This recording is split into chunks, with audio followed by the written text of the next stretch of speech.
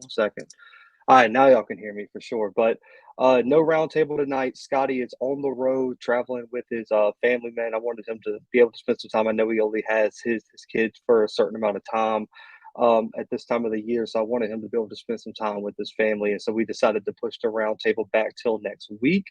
Man, there was so much to talk about that I felt like I needed to come on, go live. We're going to talk about Mississippi Valley State's new head coach, the latest on North Carolina A&T's coaching search, potentially rumors of Grambling State hiring a new OC, just kind of giving y'all what I've heard, some transfer portal madness, and a question, I would say a questionable decision to enter the NFL draft. I really want to get y'all's opinion on it, figure out, do y'all think Maurice Washington made the right choice? It kind of came out of the blue. A lot of people were confused on why it happened and what the reasoning was behind it. Who gave him that advice?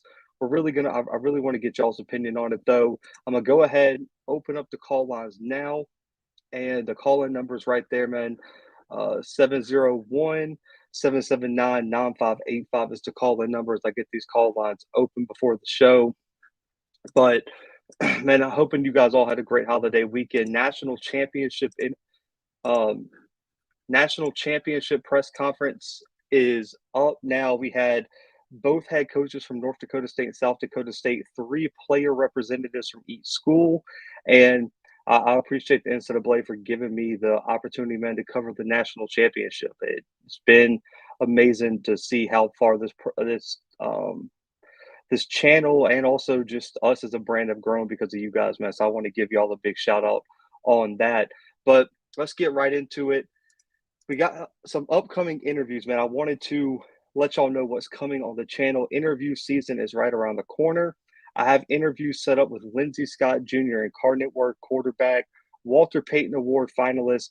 That one should be coming in the coming weeks, either right up till the Walter Payton ceremony, or it might be just after. I'm talking with Incarnate Word to get the dates pinned down. But Lindsey Scott Jr. will be on the channel for a live interview. Also, 3 head coaches are already scheduled. I'm working behind the scenes to get a few more set up. Alonzo Hampton, the new UAPB head coach, will be on the channel possibly next week at the earliest. I'm working on trying to get that interview done this weekend.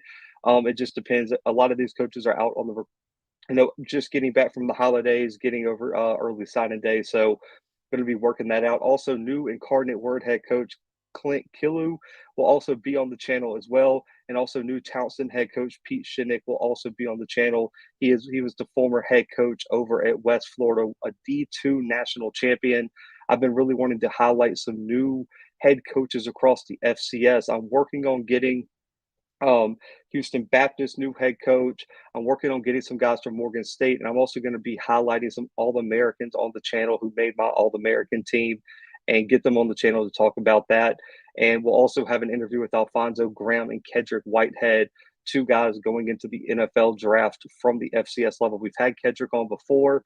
Alfonso Graham was one of my favorite running backs in the MEAC and really all of FCS football, and I'm really, really excited to get him on the channel and talk about that. But Lindsey Scott Jr., Alonzo Hampton, Clint Killu, and Pete Shinnick are 4 interviews that are confirmed. We're getting those knocked out over the next few weeks. There will also be an article written about each interview on the website, thebluebloodspod.com.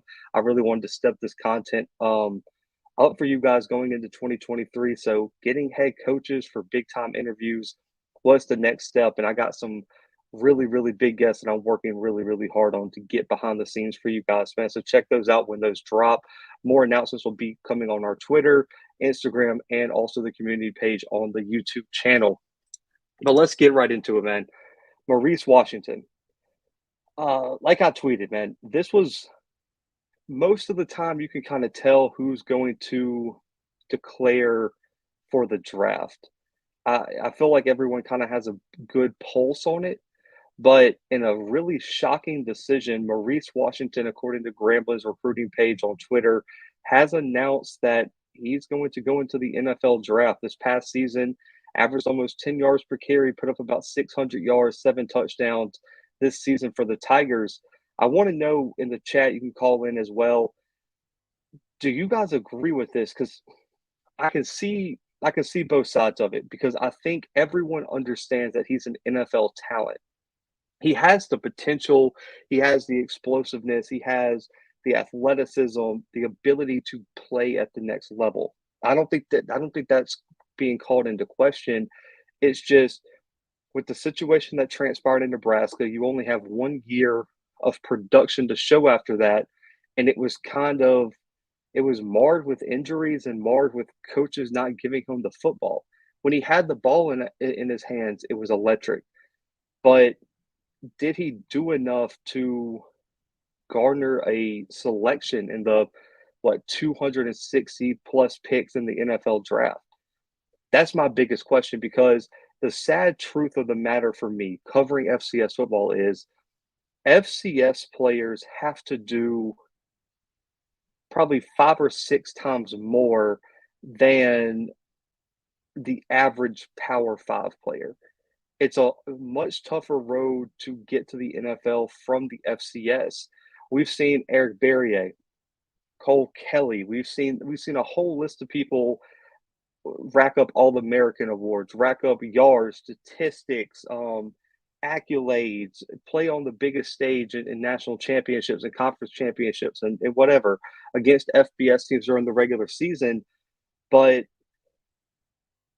it's just I don't know if a guy who had less than 600 yards rushing 1 year at Grambling State, who had a losing record last year, is enough to get him an opportunity. Now, I do think his testing is going to be off the chart, but the odds of him getting a combine invite are almost zero. I mean, if I'm not mistaken, James Houston didn't even get a combine invite last year. So Maurice Washington's going to get a combine invite.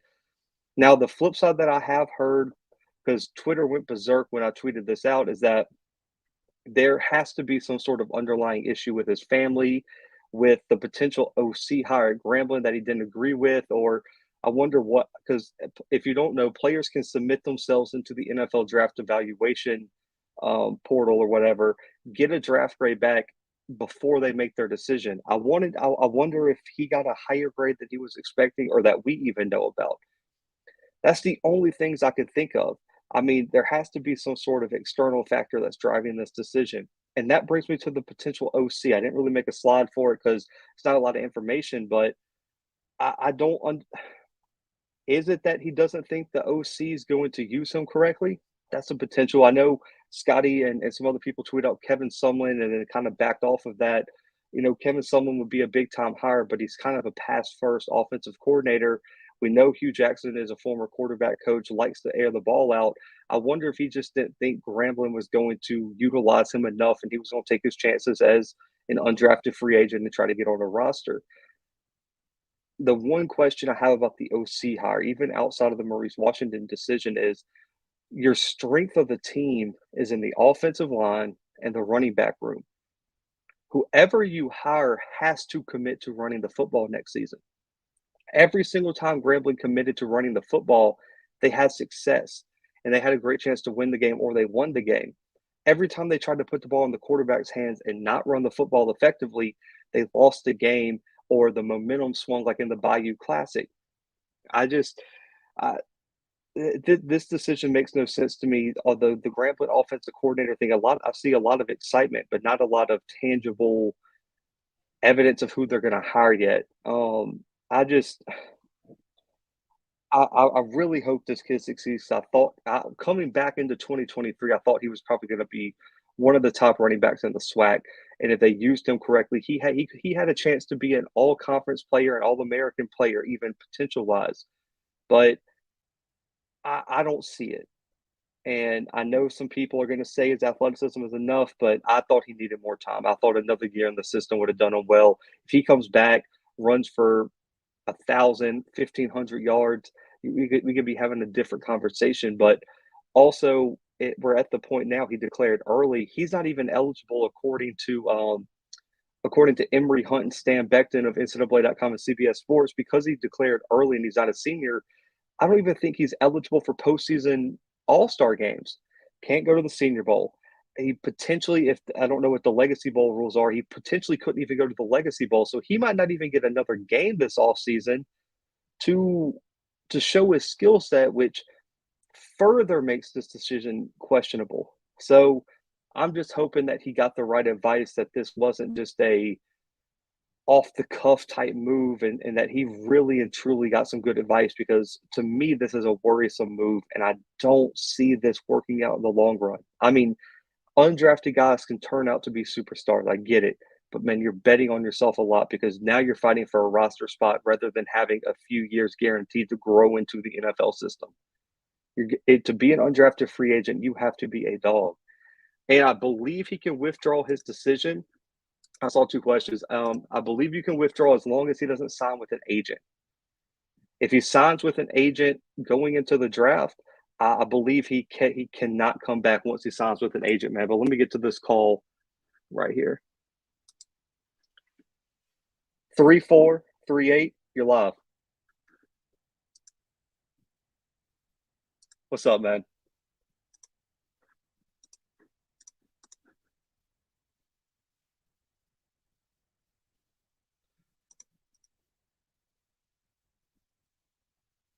So he could come back as long as he doesn't sign officially with an agent. Once you sign with an agent, your eligibility is up. So I don't know if there's a deadline for it. And the deadline's sometime in January, if I'm not mistaken. You have to make a decision. Well, 1 second. Hang on. I don't think they can hear you. 1 second. Okay, my bad. Okay. Can you hear me now? Well, yeah, you should be good now. Well, hang on. I'm gonna close this down real quick, and I'll call back real quick, Musa. I had to close this down. My bad, guys. My computer reset and everything went AWOL. You are the only participant in the conference. Let me know if y'all heard that. Did y'all hear the participant thing? Just let me know. Musa, call back, man. My bad. That was on me. But yes, so Musa's question was what S Class asked, is that could he come back and redo his decision as long as he doesn't sign with an agent? And if I'm not mistaken, there's a deadline in mid-January that you have to decide whether you're going to the draft or not.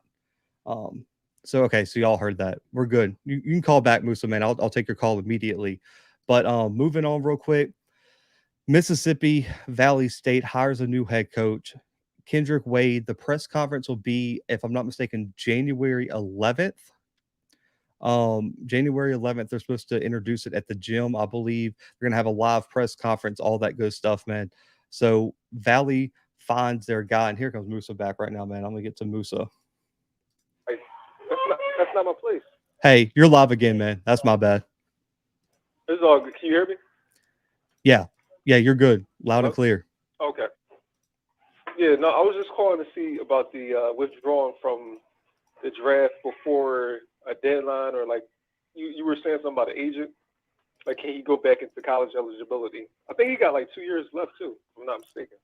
I believe he does, and that's the reason that some of the postseason All-Star games are in question. But like I was saying, one, he can't sign with an agent, and there's a deadline in mid-January that you have to declare either for the draft or coming back. Like, this isn't a thing where he can drag this on into February, March, April, and not get drafted or not have the interest in comeback. You have to make a choice by January, and you can't sign with an agent. Okay, so if he just set out, like, say what is like basically the beginning of January, about like that, is it early January or like? I think it's right about mid-January, probably right around the 15th or so. It changes every year. I know a few years ago it was right around the 15th they had to decide. Yeah, it makes sense. That like all the bowl games and stuff. So, I mean, I don't. You said they posted this on the official Grambling page? Yeah, the recruiting page. Yeah, I don't. Somebody should have talked him out of this, man. That's a bad move right there. Bad move. If he was Power 5 playing in the SEC or whatever, guys with those type of production and quote unquote potential time. But the problem for me is historically, FCS guys have to do 10 times more than Power 5 guys do to get drafted. And you're really and truly taking a huge risk on yourself as an undrafted free agent, a late round pick, to earn a roster spot somehow. And I just don't feel like that's in the for me, I'm a stats guy. Percentage wise, Yeah. that's not your best option in my opinion. What was the last word you just said? I said I don't think it was, in my opinion, I don't think it was the best option for him because statistically, your odds aren't great. Yeah, no, I agree. Because I heard it was either you or somebody was saying about athleticism. At that level, everybody has that athleticism. Like I told people that in college, like there's no point to say, yeah, I went all state. Everybody here is the man from where they come from, so you can't use that as like a big up. Like that's just the standard. So in this situation, those stats are incredible. But that's like for I'm trying to think even a situation because in high school, I mean, you see stats like that, like big averages on yards per carry, but they want to see, it's so much more they look into injury prone, your carries, they want to see if you're durable. I mean, it's a different game now, so maybe a system is more pass heavy, but it's 1 year of having a full season is like, it's not enough. And I feel like that would, next year would have been like the perfect situation for him because now, you know, he's more settled. He's already going to be the premier back. Like they now coming in the season, they know he's like the starter, the guy. So, and then the swag is getting more attention. So I don't know. It don't make sense. Like, I mean, I hope somebody trying to talk to the kid because he has a shot. Like, I think he actually has a shot to get drafted if somebody is from the swag, like a running back, and then Jarvion Howard. But it just, you know, he just needs more on film. And, you know, I think his numbers add up. It's just he needs a solid season of him being, like, consistent. So, I don't know. I think it's unfortunate, man. It is. And I'm really waiting for me. The piece, the kind of hidden piece for me is who Grambling is hiring as the OC. There's been a lot of rumors out there, a lot of excitement. When they hire him, I'm really interested to see the scheme that he runs because maybe Washington felt like that scheme wasn't for him and he'd rather take his chances. And it's unlikely, but that's the only other piece that would make sense to me for why you would declare, because he might just not want to get back in the transfer portal, take his chances there. He might just say, I know I'm that good. I'm going to go to the draft. If I don't get drafted, I can earn my roster spot. But it just seems like a very uncalculated risk, I'll say. Yeah, for sure. I mean, can he? I mean, I understand because I transferred once, but I get the transfer thing. But even still, it would you might as well transfer because at least you have a shot. I mean, if he like I was hoping that he didn't transfer this offseason, but if that was his angle, like I don't like the system or whatever, like it still makes sense to transfer because it gives you another shot to put more tape. I mean, more good footage on film. So if he does this, can he even do pro days? Like, can he? Or he can't be invited to combine. He won't be invited to the combine. There's a lot of postseason games that he's not old enough or anything like that to qualify for. The only thing he possibly could do is the pro day at Grambling. And that's it. And we probably not going to get that many anyway, like compared to other, you know, more hotter brands right now. Because I feel like, I mean, a lot of people criticize, but I feel like Hugh Jackson is building something. It's a slow burn. It ain't like a Deion effect. But, you know, it's more pragmatic. Like the NFL approach, like, is more slower. But I don't know, man. It's unfortunate. I hope somebody is able to get in his ear, maybe somebody in his family or something. But, you know, you do got potential, but you can't use athleticism. Like, that's the bare minimum. Like, you got to have athleticism in skill positions at the league. So, I don't know. I'll be up to date, man. But last thing, I was just going to ask you this before I punch out. What scheme, because I couldn't get a handle, what scheme would you call what Grambling ran this year offense? And going into 2023, what do you think they should be looking for based on their players' personnel? I think, okay, so last year it was really hard to kind of pin down what they wanted to do with all the quarterback changes, to be honest with you. So they really, I think Hugh had to really simplify his scheme, because if you go back and look at Hugh Jackson during his USC days, it was a lot of downfield, stretching the field, passing. Like, he liked to take his shots. I don't think he had a quarterback this year to do that.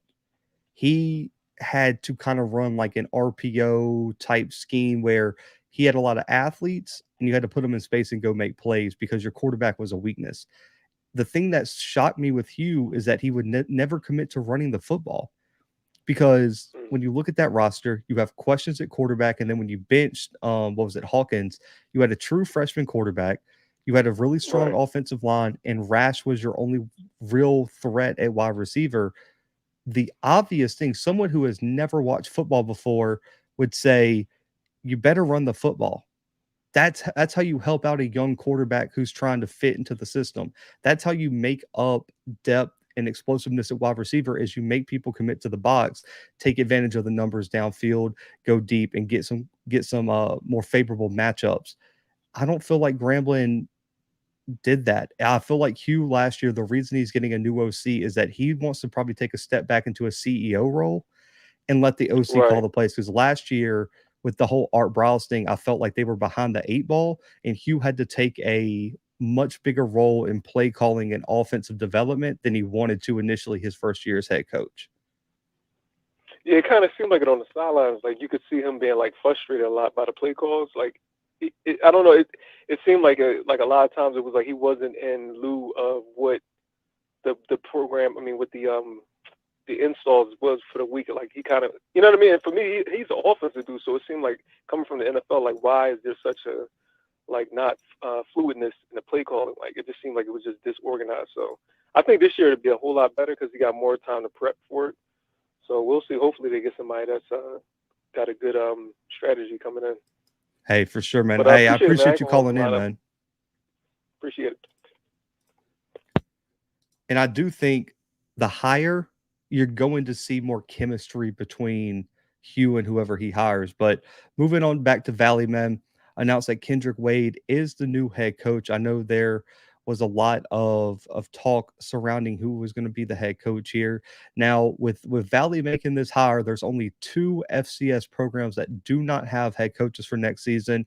One is Central Connecticut State, and the other is North Carolina A&T. Those are the only 2 FCS programs who have not made a head coaching hire this offseason and are the only 2 without a head coach locked in place, which, we'll get to the A&T one here in a minute. But for people who don't, I know there's some people who probably still don't know a lot about Kendrick Wade. He's been the Valley wide receiving coach. He's coached at Briarcliff, coached at Fort Valley State. Most recently was the Delta State wide receiving coach this past season. He was a former Valley wide receiver, won the most outstanding wide receiver award on the team in 2004, set the school record also for the longest receiving touchdown, 82 yards versus Grambling, was named to the MVSU All-Decade team for 2000 to 2010. And some of the big things is he did develop some all-SWAC wide receivers during his 2 years at Valley. And everyone knows the name as Shamar Bridges from Fort Valley State was a guy who was coached one-on-one with Kendrick Wade, and he played a large role in Shamar Bridges making that jump to the NFL at the Ravens. And I think that's something that it can't be overlooked, is his ability to develop talent. The one thing, listen, everyone, including myself, has talked about how behind the 8 ball the head coach for Mississippi Valley State is going to be. I mean, it is going to take a tremendous effort just to get the program back to competitiveness in that division. When you look at the division where Jackson is, where FAMU is, where Alabama State is, where Bethune possibly could be with Ed Reed, it is going to take you're going to need a legendary effort to get this program back in contention, especially with Connell Maynard even at Alabama A&M in that division. Kendrick Wade is a guy who I think he's needed an opportunity. He's an alum, so he's familiar with the behind the scenes, familiar with the community, familiar with the university, and I think he's going to be as motivated as anyone to get this program turned back around, especially when he was even having success at this university back in the mid-2000s. You have to develop talent if you're Valley. You're not going to get 5 stars. You're not going to get 4 stars. Hell, you probably aren't even going to get a lot of 3 stars. You have to find the diamonds in the rough in JUCO. You have to find the diamonds in the rough who got overlooked on the high school circuit, and you're going to have to bring those guys in and turn them into real players. And that's something that Kendrick Wade has done throughout his career.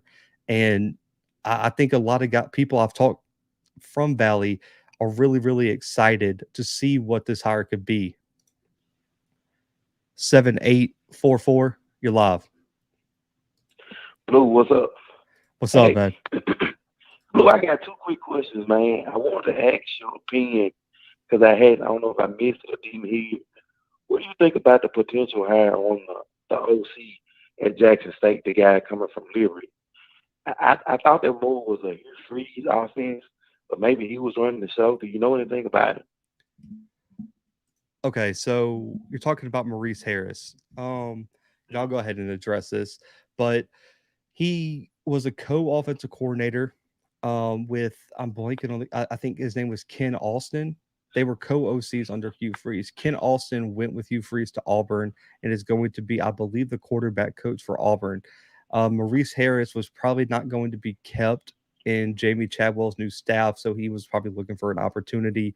He is an up-and-comer, man. He's a hell of a recruiter, and he does a great job at fitting his system around the players, and he has a long experience history.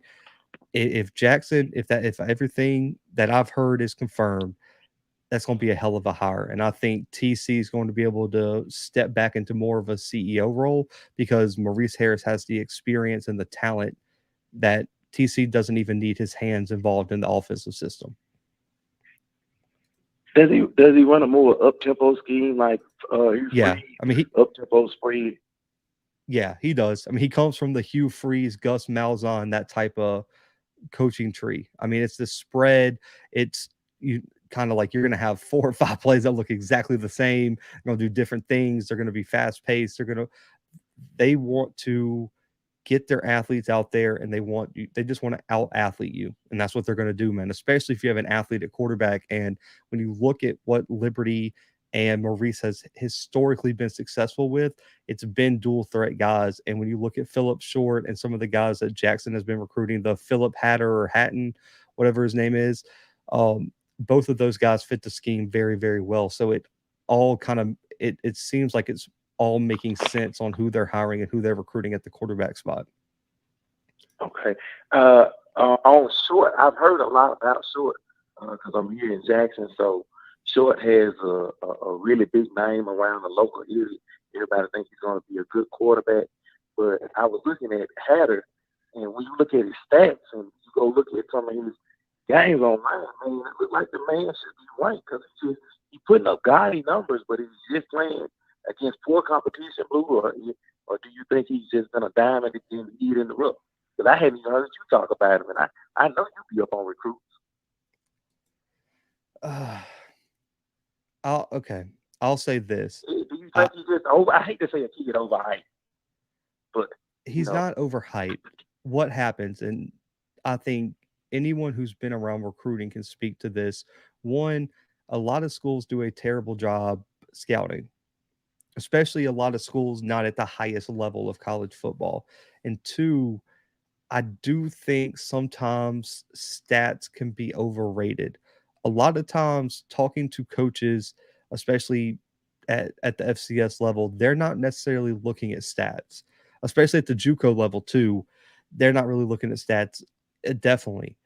What they're looking for is physical tools. So what they do is they just look at straight film. They're looking at technique. They're looking at how you fit their system. They're talking to your coaches about your grades. They're talking about how you potentially could fit in the program. It's little things like that. I think sometimes people get caught up in the statistics, the accolades. A lot of the times recruiting, man, that stuff's cool. But at the end of the day, like, are you a ball player? Because it's really hard, especially at the high school level, to compare competition across divisions and across states. Like, how does 7A football in Alabama compare to 2A football in Michigan? How does 4A football in Texas compare to 8A football in Florida? Stuff like that. I think sometimes stats are a little bit overblown. I do think the kid can play. I've watched this film. The kid's a baller. But I do think sometimes as fans and people who aren't involved in the process, we see the stats and wonder why they don't have P5 offers without necessarily looking completely at the film. He just looked like he could be he looked like he could be a diamond, but like I said, the guy, I know a lot of people saying that because because of the gaudy stats, they're like, oh, he's gonna come in and do this, but the guy's short. Man, everybody around here believes he's a real deal. That's all I've ever heard from coaches. Everybody who's ever seen him play, they all say he's a real deal for the spread. Let me say that, for the spread offense, not that he should do it, but he's an excellent talent for the spread offense because he's excelled in every way he's been. And But that's Go all I ahead. had, bro. I'm gonna sit back and listen to you. hey, appreciate you, man. All right. And I love talking recruiting. It's my favorite time of the year. I don't know if y'all know that, man. I am all for recruiting. I can't get enough of it. But we got Corey Johnson here. I know he's a Valley guy. He said Wade is perfect for the job. I agree. It's a situation at Valley. I'll be honest. I do not think a celebrity hire is the move for Valley, man. I don't think a celebrity hire can fix it. I don't, man. You're going to need a real football coach that can really develop talent to come in here and coach. I love the hire. You've got to get an alum that knows the landscape of what they're going to have to deal with at Valley, and he's coached at lower levels too, and he's developed talent that was under recruited into NFL potential, all conference potential. I love the Kendrick Wade hire, man. I think Valley knocked this one out of the park. They took their time and they made the right call here. Let me get to Mr. Ford here before we move on to A&T. Mr. Ford, you're live. Hey, let me turn this thing down. Okay, I wanted to first of all offer congratulations to that's Coach Wade, right? Yes. Yeah, Coach Wade. Now we actually saw him in action. I got relatives that finished Fort Valley State. That kid you talking about, that Bridges kid, would you call him Tremaine? Would you call Tremaine Bridges? Shamar Bridges. Shamar Bridges. That boy was the truth. I saw him. We saw him down in Columbus, and because Albany State and Fort Valley plays every year at something called the Fountain City Classic. Now, did that kid I know he was with the Ravens. Did he make the team, or he on the practice squad? Where is he? I think he's still with the Ravens, if I'm not mistaken. I don't know if he's practice squad or travel squad or anything like that, but I do believe he's still with the Ravens because he was one of the top receivers in the preseason. Yeah, I was about to tell you. Now he can play. If he didn't make the traveling squad this year, he'll make it next year. Now he actually was from the state of Florida. I'm not sure. I don't know if he was Tampa or somebody needs to look it up, but he was from Florida. And when we saw him at Fort Valley, we said, you know what? This is a big timer right here. And I think this Coach Wade is the right person for Mississippi Valley. I'm happy for him, and I hope he does well. This is the thing I call you for. Was it you put up there they said that it's between Maynard, Vincent Brown, and somebody said Gibbs at Fort Valley, and then they said Jim Caldwell. To me, Jim Caldwell should be the man. Jim Caldwell, didn't he go to the Super Bowl? He's won 2 and been to 3. Yeah, because he's with the Colts or something, right? Wasn't he under Tony Dungy? Yeah, he won with the Colts. And then he won with I'm blanking on the other team that he won with, but then he lost one as a head coach when he went with, I believe it was, hang on, I got his thing right here. I'm just going to go ahead and skip forward here. Yeah, he went with the Colts to a Super Bowl appearance, and right. then when at the Lions, he took them to the playoffs twice. Right. Because, see, I remember when he was the head coach at Wake Forest, and I remember when he worked for Joe Paterno. So what I'm trying to say is they don't have enough sense to know that it should be Jim Caldwell. What are we waiting on? Okay, so we got corrected. So he won with the Ravens too. He was an assistant on the Ravens the year they won. Right. I remember Brian. What was that coach's name? Brian something. No, it was Harbaugh. Harbaugh. Okay. So yeah, he won the one in New Orleans. No. Yeah, I believe he was on that staff. The year he lost was the year Peyton Manning lost to Drew Brees and the Saints. Okay. Yeah, I remember that too. But listen, when you got a chance to get a Jim Caldwell, to me that's a no-brainer. You know, that's a no-brainer now. You get a chance to get Jim Caldwell, please. I think the holdup with Caldwell is, he's interviewed for the job, he's expressed interest. I think the ball's really in his court. It's going to come down to how bad he really wants it.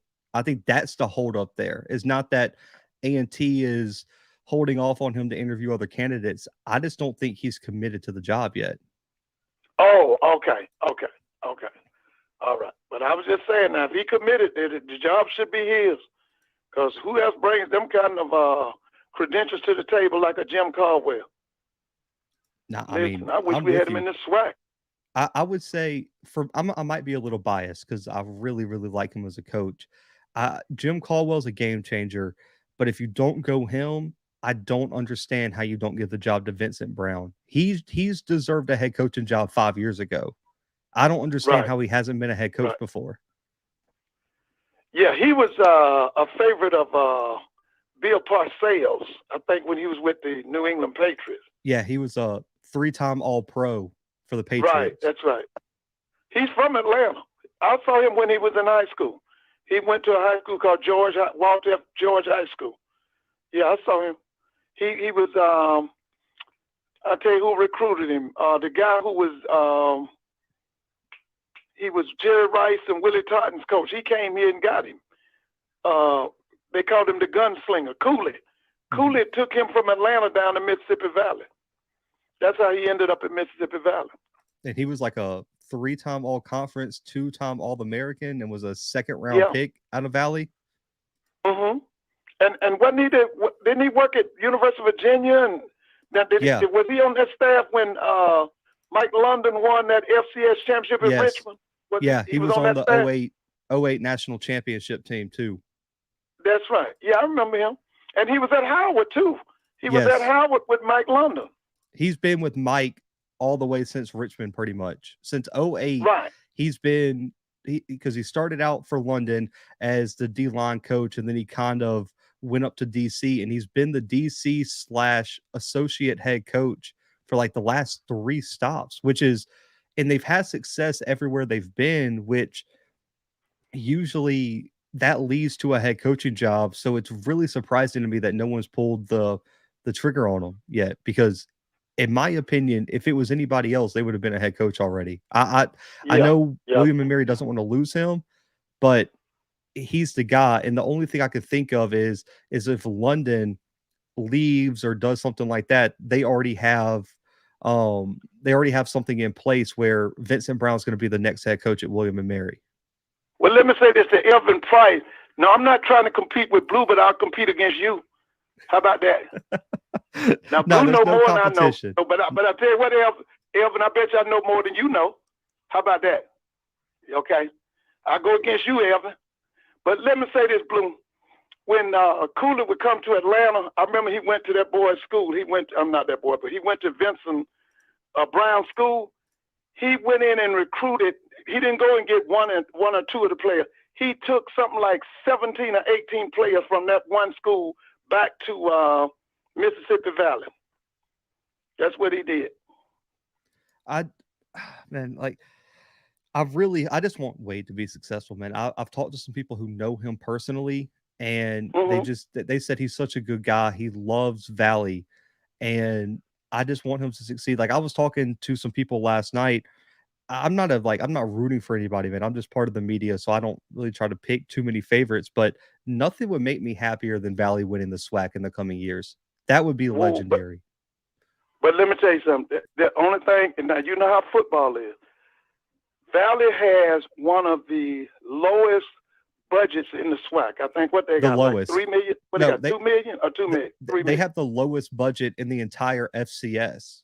That's what I thought. Yeah. And football's a money sport. You got to have money. By $3 million.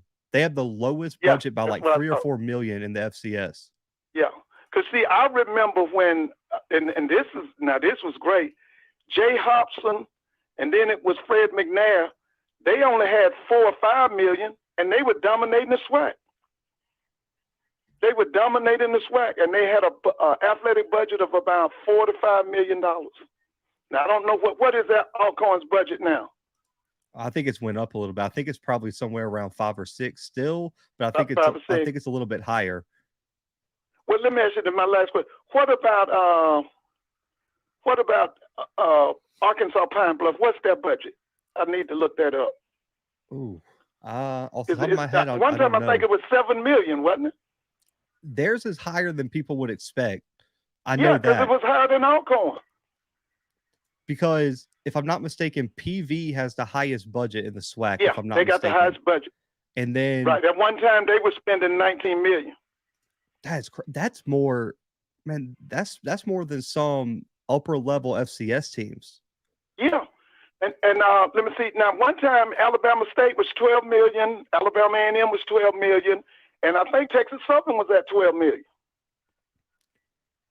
Yeah, that's intense, because I know I was doing some research last night. I don't have my notebook in here, but I was looking at football budgets from 2021 and some of the highest in the FCS. And there's football budgets in the FCS that are 4 times higher than Valley's total athletic budget. Yeah, that's right. That's right. I think if you go back and do the history, Valley is the youngest SWAC school. That school was started in 1950. I need to go check that, but it's the youngest of all of the SWAC schools. I think Prairie View might be the oldest. Prairie View is the second oldest school in Texas. The oldest school in Texas is it the Texas A&M, I think. Isn't Texas A&M the oldest school in Texas? Yes, I believe so. And then it's the second oldest school is Prairie View. That's the only reason that blows my mind, that they're not consistently winning the SWAC. You're in Texas, you spend 3 times more than the average team in your conference, and you're not running through the conference. Well, I'm going to say this, like I keep telling people. See, when your president does not have a commitment to athletics, that holds you back. Now, I tell everybody, her name was Dr. Ruth Simmons. She was a brilliant woman. She was the president of Prairie View when they brought in Eric Dooley. But here's the thing. She didn't give 2 dead flies about no athletics, okay?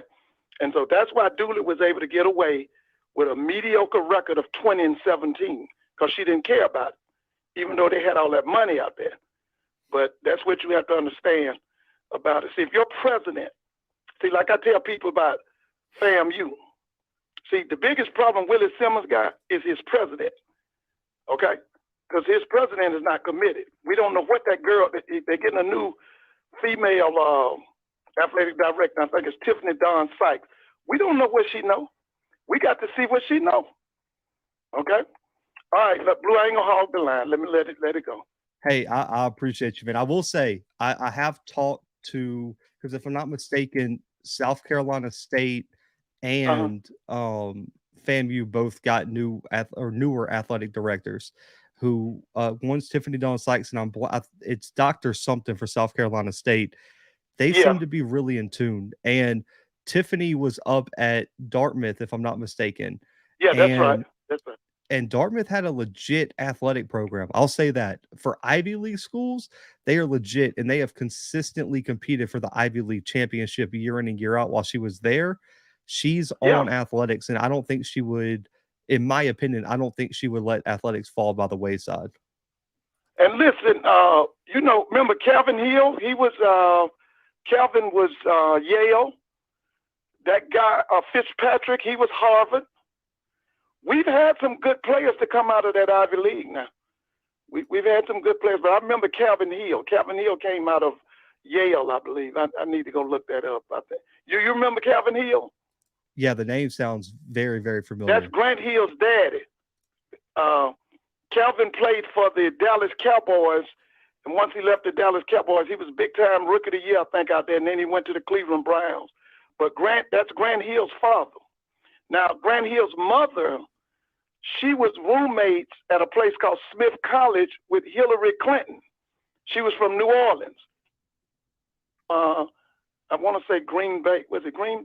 I'm sorry. Hillary came from Chicago. Listen, I'm going to let it go because I know there's other people on there. Hey, appreciate you here. Hey, appreciate you, Mr. Ford. Okay, have a good night.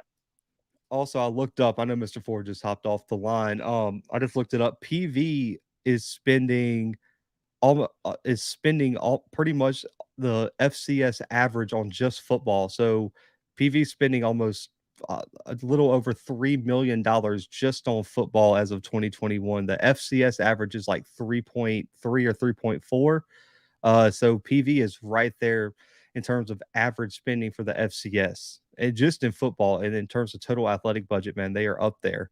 So I need PV to go. I need PV to get up there and win. We have a new president. She has to hire an AD, so we'll see if she cares about football. She already lowered the GPA for athletics. I want to get out there and see the facilities. I've seen all the pictures and videos and everything of all the athletic facilities. I really want to get out there and see PV this year. That's a trip I want to make. Now, I will say my number one stadium I have to make it to in 2023 is FAMU. I don't know how I went through the whole season without coming to FAMU, but that's got to change. I got to be at FAMU next year. So I've already been talking to Josh, the SID over at FAMU. We're gonna make a FAMU game. I still I know Mr. Campbell and Kofi and all my FAMU guys and Dwayne and everyone in here are like, man, how have you not made it to FAM? I will be in Tallahassee, and I even got family in Tallahassee, so there is no excuse for me not to be in Tallahassee next year. But man, shout out to Kendrick Wade for being named the new head coach at Mississippi Valley State. Love the hire, and I'm really, really hoping he can turn Valley around and make them competitive again in the SWAC. Now, a lot of people have hit me up for this. A lot of people have hit me up for this, man. I wanted to highlight some of the top transfers in the transfer portal. Everyone's been hitting me up like, Blue, I need you to let me know who's in the portal. I need you to give me the latest. I picked about 6 guys who I think are the top FCS transfers in the portal.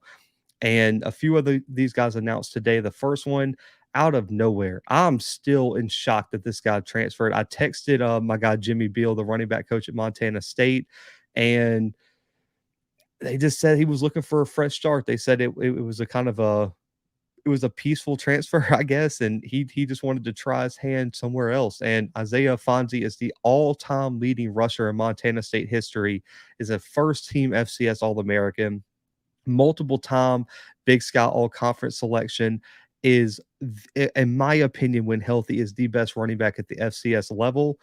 Just entered the transfer portal today. Isaiah Fonzie is a guy that if you guys want it, listen, so I'm telling you these so you guys can hit him up for your school and know what's going on. Isaiah Fonzie is that guy, and he's already said in an interview with 406 Mountain Sports that he's really not necessarily he doesn't really care about the FCS level or the FBS level. He said he's fine if he finds a perfect landing spot in the FCS. So Isaiah Fonzie in the transfer portal.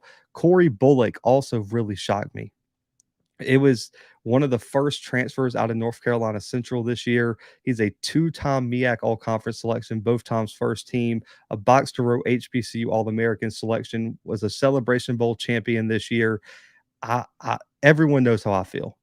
If you're a member, that members only film breakdown of the Celebration Bowl is coming, you're going to see why I love Corey Bullock. I think he was one of the top offensive linemen, probably a top 5 offensive lineman in HBCU football. He was considered for the All-American list for me. Corey Bullock is that guy. I would not be surprised if he goes FBS. I've had a few people reach out to me and say there's some FBS schools already expressing interest, Maryland and some other ones.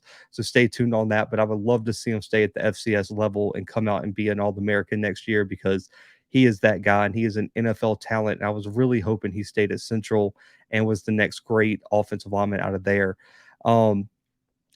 Anton Williams out of Austin P. It was an FCS All-American this year, first-time ASUN All-Conference selection for me, Phil Steele, for Hero Sports, for everyone who does All-Conference teams. He was a consensus first-team ASUN selection, has 3 years of eligibility remaining too, which is key.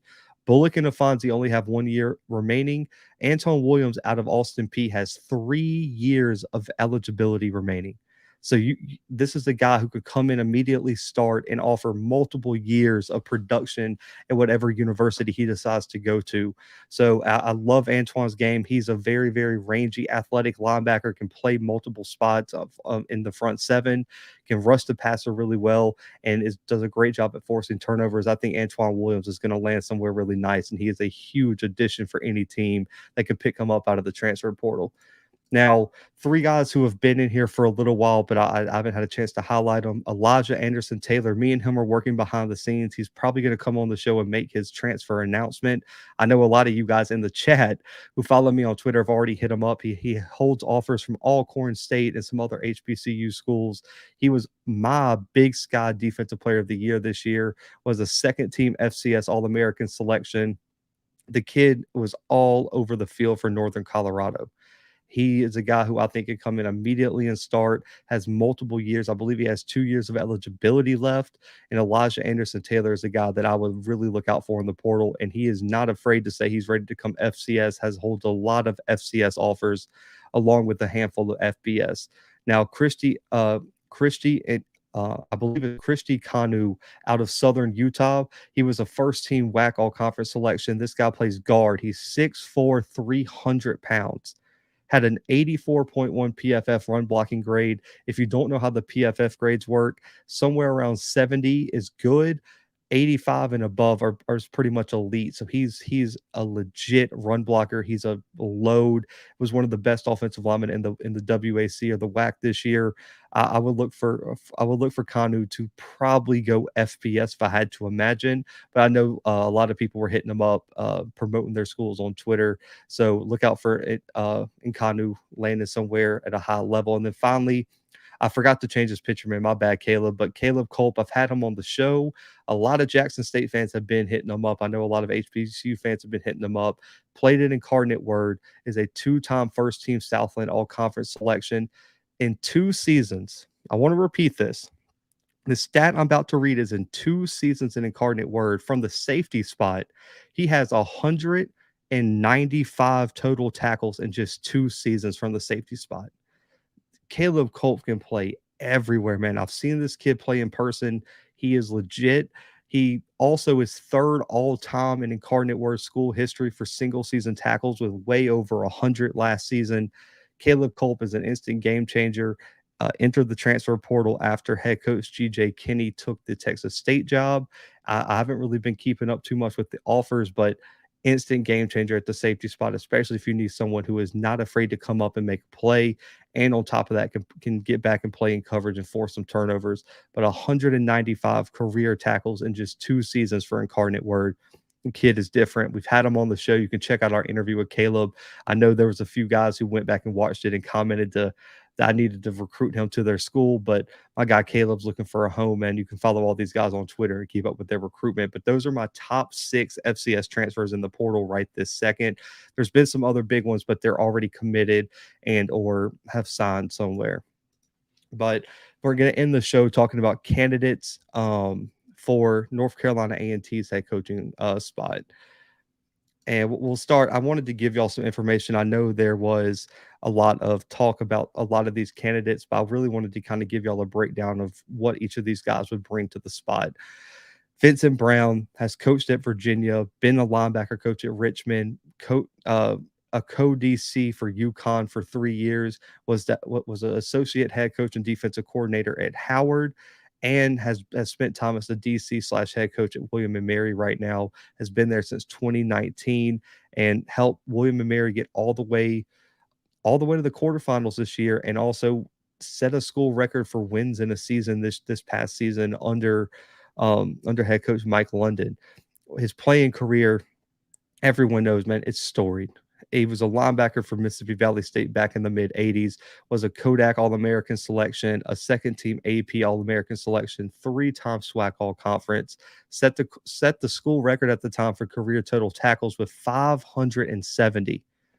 That is a ridiculous stat. 570 tackles in 4 years is mine. I mean, that dude's averaging like 150 tackles a year. I mean, that is unbelievable. Was a 2nd-round pick out of Valley in the 88 draft. It was a 3-time NFL All-Pro selection for the Patriots, 3 consecutive years from 91 to 93. This would be my pick. I was on Scotty's show last night. As soon as Sam Washington was fired, I can go check my Twitter and where I announced it. I said Vincent Brown should take this job less than 10 minutes after they fire Sam Washington. Vincent Brown would be my pick. CAA experience. He has pretty much been he's been preparing for this moment his whole life. He's been successful in terms of developing talent and building strong defenses everywhere he goes. And he's played under one of the best head coaches at the FCS level in Mike London. He has playoff experience. He's won a national title at the FCS level. When he was the linebacker coach for Richmond, he won a national title in 2008 with Mike London. He has been that guy. He was successful at Howard. He's been successful at William and Mary. Vincent Brown would be my pick for the North Carolina A&T job right now. That's just how I'm looking at it. I think he has the most relevant experience to what A&T needs. He's been able to recruit the area, and he's been able to turn some of these guys into monsters. He potentially could have a Buck Buchanan Award winner playing for him this season in John Pius. Nate Lynn was a freshman All-American last season at William & Mary, was a first-team All-Conference selection this year on the defensive line. Vincent Brown has built strong, dominant defenses everywhere he's been and developed guys into all-conference, all-American players at every stop along the way. Give me Vincent Brown for the A&T head coaching job, and I'm hoping this is where he goes. But Jim Caldwell, we all know what it is, man. I separated his college from NFL. He's coached at Southern Illinois, coached at Colorado, was a Penn State QB coach, was a head coach at the college level for a while.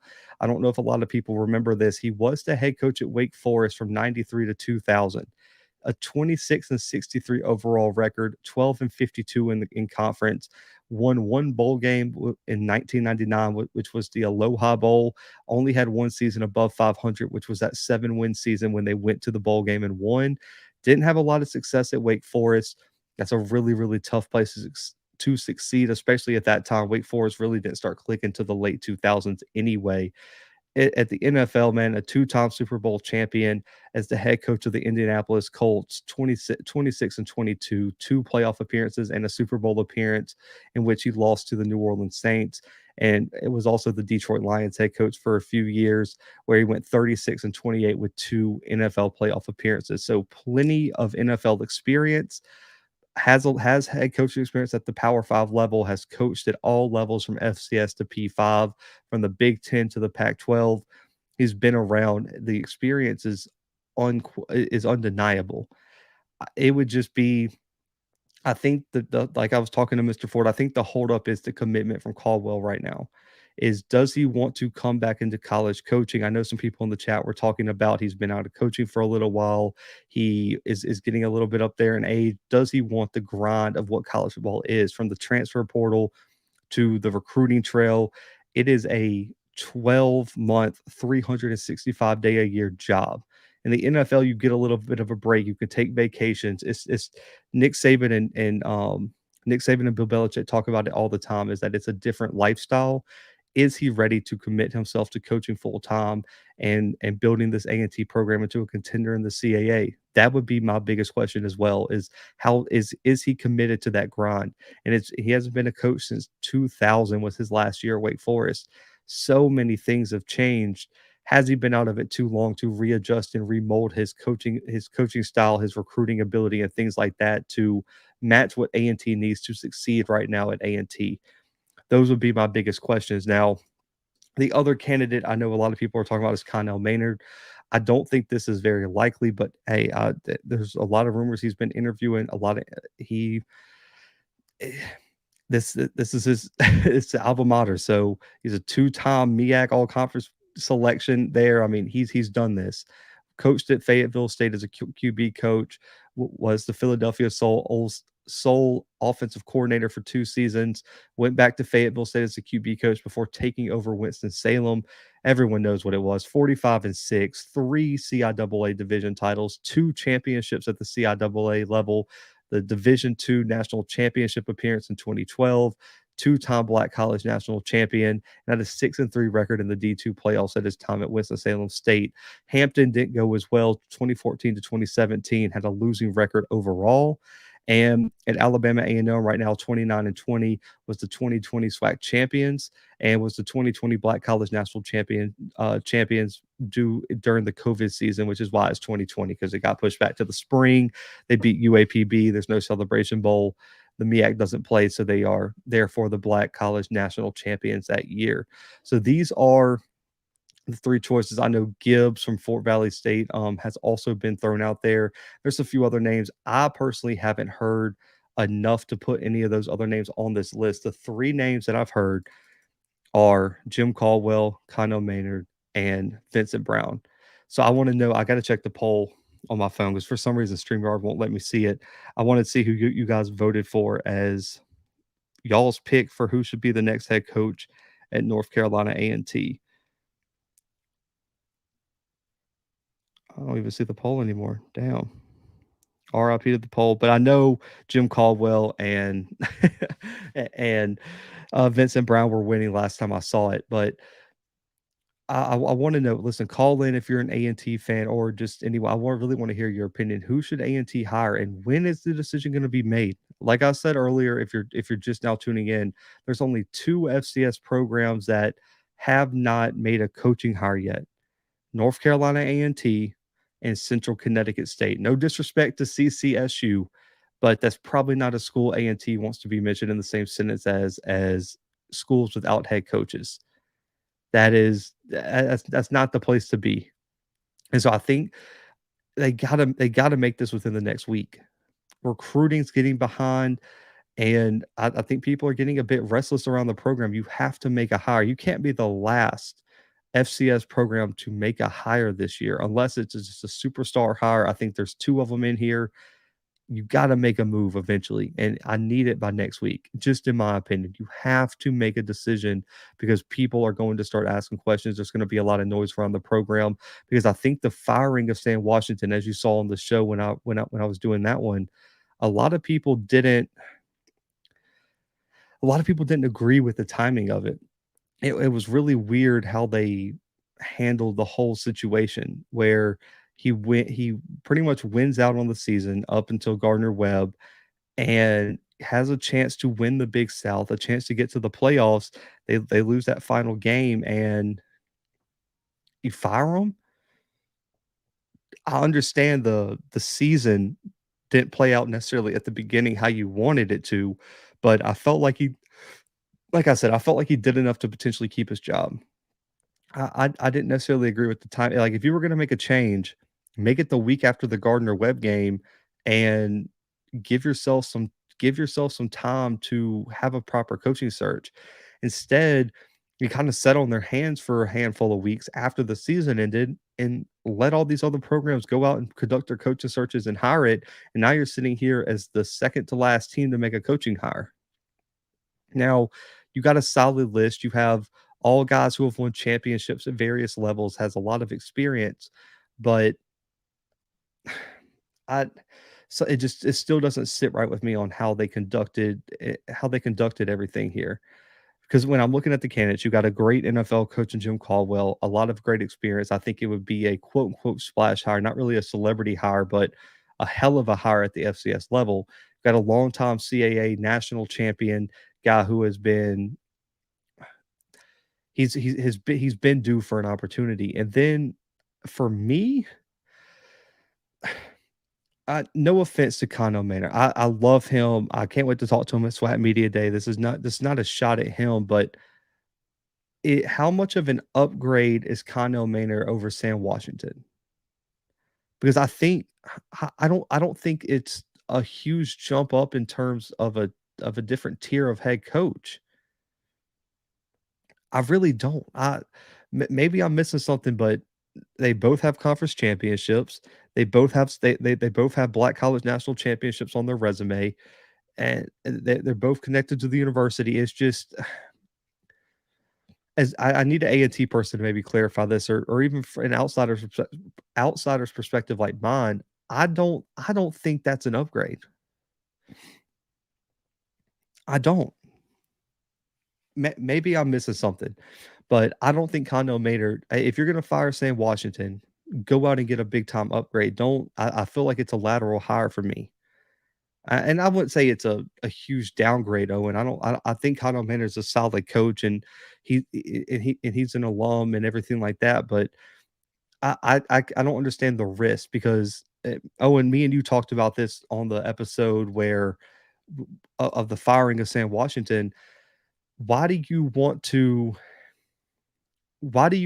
go through and have a new coach and have to build a new culture, a new roster, a new staff, and deal with the challenges of going to another conference? To me, that's just putting too much on your plate. Stick with Sam Washington, get through a year of the CAA, see where the program is. If you feel like you need to make a move, then you're good. You're not a new member to the conference. You don't have to figure out the landscape, etc. Then you can make a move once you kind of have your footing in the conference. It feels like they're trying to climb multiple hills at once, and It could work. Listen, they could hire a coach and they can go in the CAA and wreak havoc. But statistically, I said earlier, I'm a stats guy. Statistically, it's a lot more likely that there's going to be a lot of chaos surrounding the program, and they're not going to probably win very much in the CAA this year. So it's almost like they set their program up to fail this year. It was like, hey, we're just going to throw away this year. And I don't think A&T fans are gonna be too happy about that. And then also on top of that, let's flip it before I tell y'all to call back in. But what does that do for the new coach? So from my perspective, you're going to bring a coach in and potentially set him up for a bad season. And then by year 2, like let's say he goes, what do you want to give him? Because they'll go to 12 games the next season in 2024. Let's just say he goes 6-6. Man, if you got a 3-8 season this year, that record's looking real questionable, and A&T fans are probably going to be chanting that he's on the hot seat. Why would you set your new coach to potentially fail year 1 and potentially shrink his lifespan as your head coach? We know what the lifespan of an average head coach is in college football now. It's not much. You got 2 years, maybe 3 if you're lucky at a program to build something. If you ain't winning by year 3, you're gone.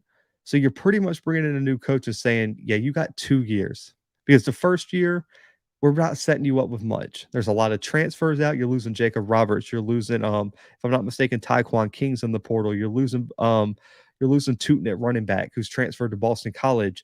We're losing all these great players, and we're expecting you to come in and win in a tougher conference that we didn't win last year. It just, to me, the logic isn't there.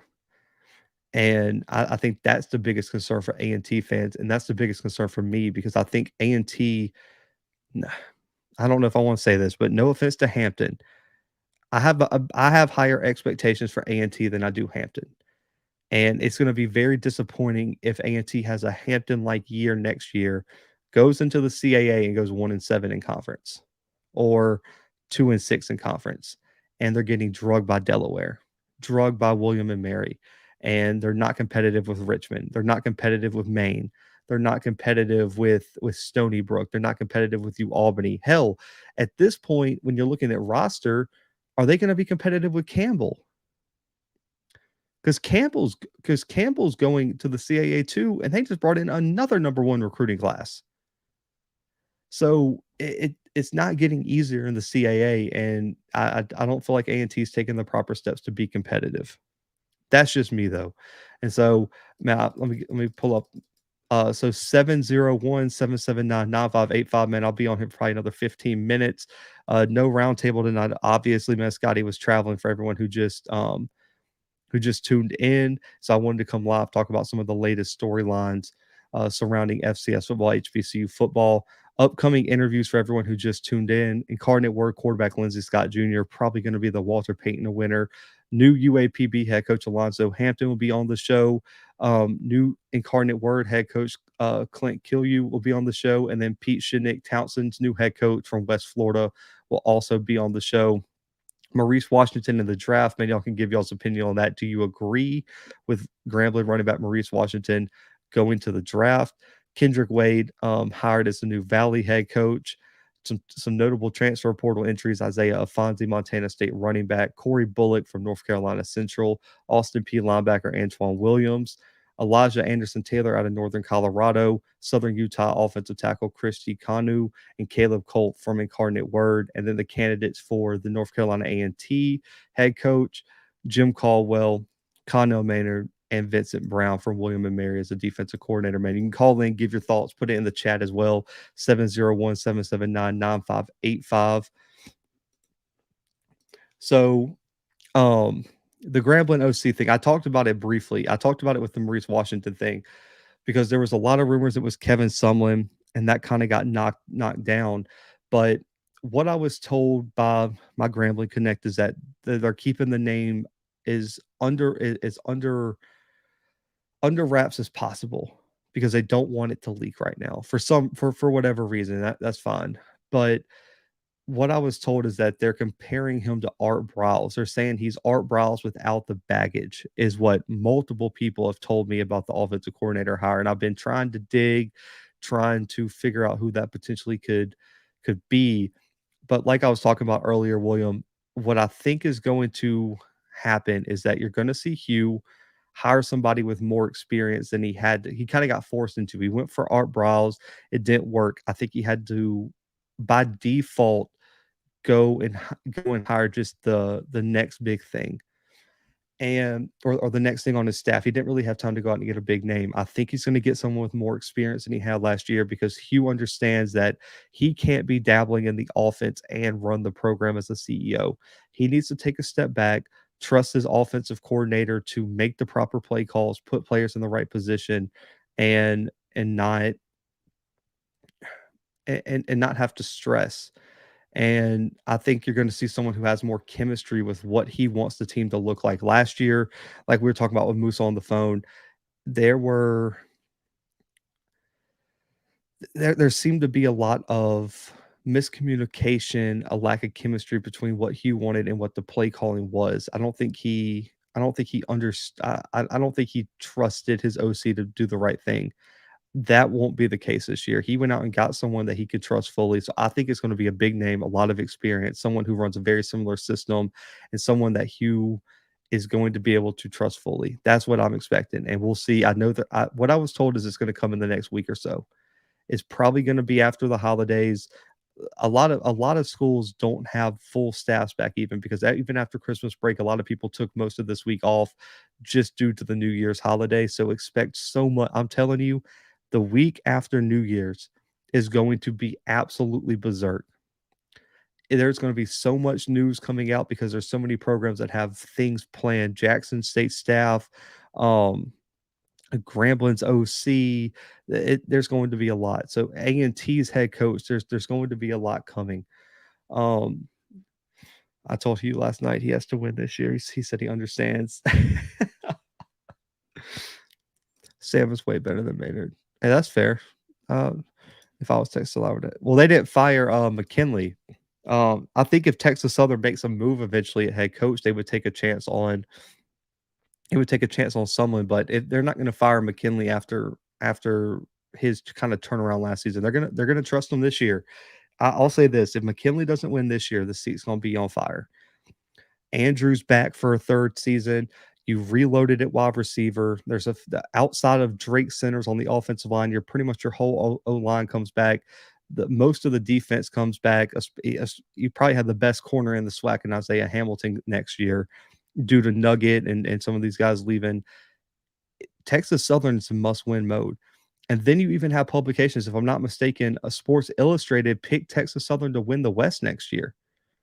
They're going to get first place votes probably by the media at SWAC Media Day to win the West. The expectations are going to be through the roof. If he comes out there, goes 6-5, goes 5-6, finishes second or lower in the West, he's going to be gone just because the expectations are going to be through the roof. Texas Southern is going to be in the spotlight. It's going to be a huge year for Andrew, a huge year for McKinley. They're going to have to get it together. And based on what I've heard, I've talked to some people involved in the play calling. McKinley said that he is going to make sure he's going to be more hands-on with getting Andrew what he needs to run the offense. And so they expect a different offense that fits exactly what Andrew Body needs to succeed. I think McKinley knows his best shot to keep this job is to make sure Andrew Body goes off, and he is going to build an offense, put him in situations to really succeed. So this is do or die.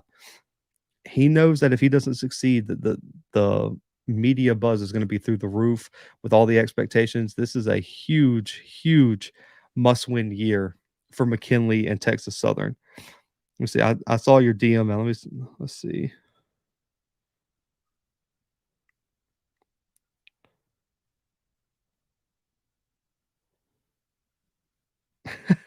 So Quincy DM me a thing. Hugh Jackson was congratulating Ed Reed on the job, and I think this is Quincy's Instagram commented and said, "Congrats, but right now we need to go beat them on the field. Need more wins, coach. Let's go." And Hugh Jackson responded to Quincy and said, "No doubt. I think we got that's the goal." That's great, Quiz. That's awesome. No, I mean Graham. I think. Let's see. He said, and that was a JSU alum that wrote that article. Yeah, I think it was. I think it was Cam that wrote that article. I don't know if Cam's in here, but Cam wrote that article. I think he picked FAMU and Texas Southern to win their division, so it'd be a FAMU Texas Southern SWAC championship, according to Sports Illustrated. Also, man, I really didn't want to really talk about it. I don't know how people feel about it, but I do want to say I mentioned it on another channel before the show, and I know there's about 200 of y'all in here, and I don't know how you guys feel about it, but mental health is a big thing for me. And watching the JSU documentary, man, I really don't want to talk about anything other than this. I really don't care to talk about anything else that was in there. Man, to see what DeJohn Warren, what Nugget went through off the field mentally, really, I don't know, man. It really wanted me. I really wanted to come on the channel and address that in some capacity because I think too many people in today's society, especially men, don't take care of their mental enough and ignore it and think they can just handle it by themselves. And I think you saw even in the practice film where Nugget was even saying like, man, I just need a therapist. Like, man, that it should have never got to that point, man. Like somebody should have been there, seen he was struggling, man, and really, I'm hoping he got the help he needed because there's too many lives lost due to mental health, man, and especially men trying to ignore it and think they can handle it on their own. So I just want to say, man, I hope Nugget, if Mister if Nugget's dad's in here, man, I'm hoping he's doing okay because that really touched him, and that was an emotional scene. And so being someone who's dealt with their own mental health issues, man, I'm hoping Nugget got the help. And I think I really hope anyone who watched that documentary last night understands how important it is to really handle your stuff, man, especially mentally behind the scenes that even someone doesn't know you're struggling, man. So, and Reese made a good point, man. Jaron Williams had to retire due to mental health last year for Alabama A&M. It's important, man. And so even if you don't have anyone to talk to, man, DM me, I'm sure Scotty and some of the other people who do this, man, anyone in the chat, you can reach out and if you need someone to talk to. So I really wanted to address that while I had a full crowd in here, because watching that last night, man, that was really important for me to speak on because you could hear the pain in his voice and see the pain in his eyes in a lot of those scenes where you could tell he was really struggling with something off the field. So I just wanted to throw that out there. Let me get to this phone call here. 9868, you're live. Hey, what's going on, Blue? What's good, man? This is Calvin calling from Jackson. Couple quick questions. Excuse me. What's your way too early? I know it's not a spring ball, but way too early SWAC football predicted finish. Oh my God, bro. I think it's way too early, man. Bro, I mean, you don't even, you have some teams who didn't even sign 6 players a week ago. So you got teams with plenty of spots left, and also, man, you got a team. You just had a hire today. Oh God, if I had to just go right now, man, I think I'll just do top 3 for each. I think the East, it'll be FAM, JSU, and Alabama State will probably be my top 3 if I had to pick it on December 29th when the FCS season hasn't even started, or ended. The national championship is still a week away, but I'll just go with that. My top 3 right now. In the West, God, dog, man, the West is just a bloodbath. I mean, anybody could win it from UAPB to Texas Southern to Southern. I think in the West right now on December 29th, 2022, I would say Alcorn State would be my winner, Texas Southern second, and PV third would be my top 3 in the West. Okay. Since all the SWAC coaches have been hired, it's still too early to predict, I guess. But who, in your opinion, is the best coaching hire out of this cycle? Ooh, what? So you have Wade, you have Ed Reed, you have who else am I missing in terms of head coaching hires? You have TC. Is that the only SWAC hires? No, it's supposed to be 4, right? I feel like I'm missing Pine somebody. Bluff, Valley, Bethune. Oh yeah. Alonzo Hampton for UAPB. You're right. Damn.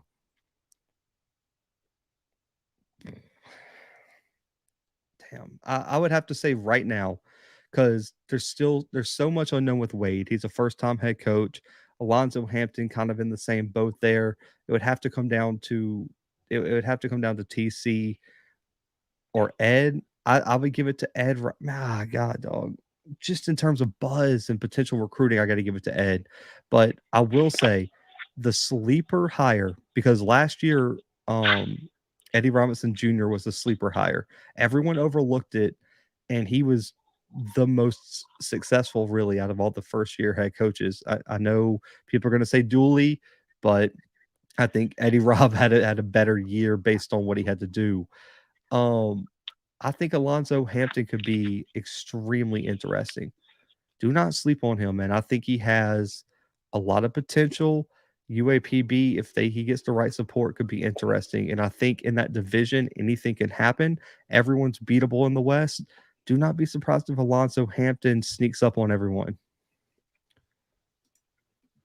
A couple more questions. Excuse me, got a lot of callers.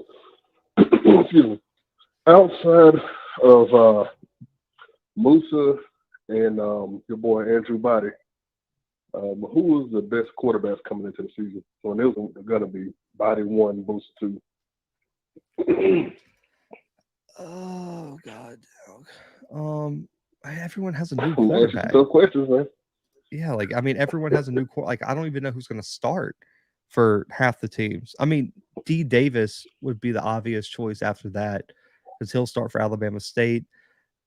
Potentially Miles Crawley, if he wins the Grambling job, would be my next one. And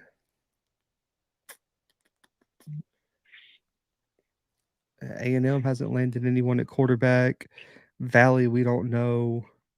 Alcorn State, I think Macon would be the next one on the list. It's either Macon or whoever starts for Jackson out of Philip Short and Hatton. I think it would be Philip Short. So I would say Alcorn's quarterback, the kid from Missouri, would be my long distance third, even though I've never seen him play in the SWAC. Cool. All righty. I'm about to get off here, but this is something I'm going to say.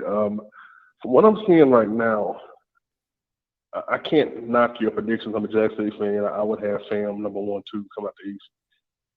The West, something tell me that I think Southern's going to have a setback here. I think they might have like a 5 or 6 type season. They haven't addressed the quarterback position. They lost a couple of linemen. They got running backs. They got some key departures on defense. Will you be surprised if Southern finished like a 5 or 6 or 4 or 7? I want to hang up and let you talk, all right? Hey, appreciate you, man. That was a good one.